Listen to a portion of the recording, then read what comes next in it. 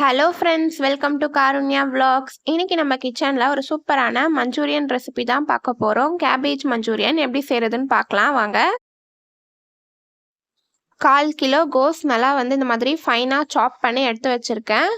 இப்போ இதில் 1 tablespoon chilli powder, 1 tablespoon pepper add பண்ணிடலாம்.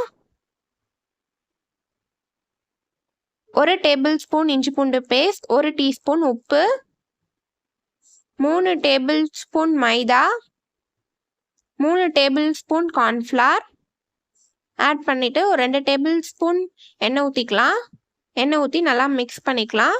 சும்மா கொஞ்சமாக தண்ணி தெளிச்சுக்கோங்க. தண்ணி தெளித்து நல்லா மிக்ஸ் பண்ணிக்கலாம்.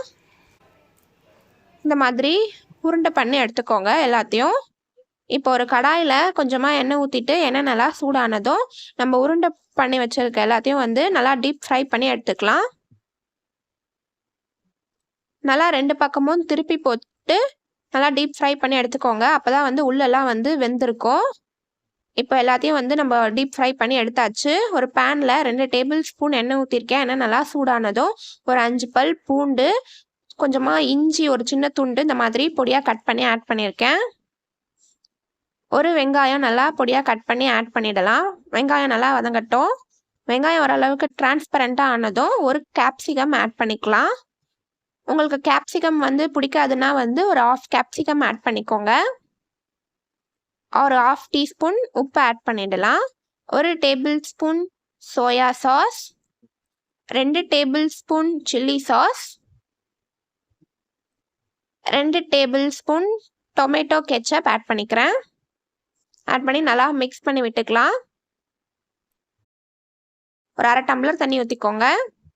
இப்போ கொஞ்சம் இது திக்னஸ் கொடுக்கறதுக்கு 1/2 டீஸ்பூன் கார்ன்ஃப்ளவர் தண்ணியில் மிக்ஸ் பண்ணி ஆட் பண்ணிடலாம். கொஞ்சம் லைட்டாக கொதிக்க ஆரம்பித்ததும் நம்ம ஃப்ரை பண்ணி வச்சுருக்க பால் ஆட் பண்ணிடலாம். ஆட் பண்ணிவிட்டு நல்லா மிக்ஸ் பண்ணி விட்டுக்கோங்க.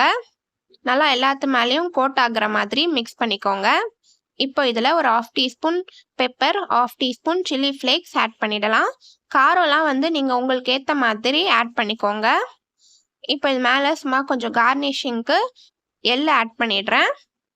அவ்வளோதான், நம்மளோட கேபேஜ் மஞ்சூரியன் ரெடி ஆகிடுச்சு. ரொம்பவும் சிம்பிளான ரெசிபி, டேஸ்ட்டும் நல்லா சூப்பராக இருக்கும். எல்லாருக்குமே இது ரொம்ப பிடிக்கும். கண்டிப்பாக ட்ரை பண்ணி பாருங்கள். இப்போ நம்ம எடுத்து ஒரு பிளேட்டில் வச்சுக்கலாம். கேபேஜ் மஞ்சூரியன் எப்படி இருக்குன்னு டேஸ்ட் பண்ணி பார்க்கலாம்.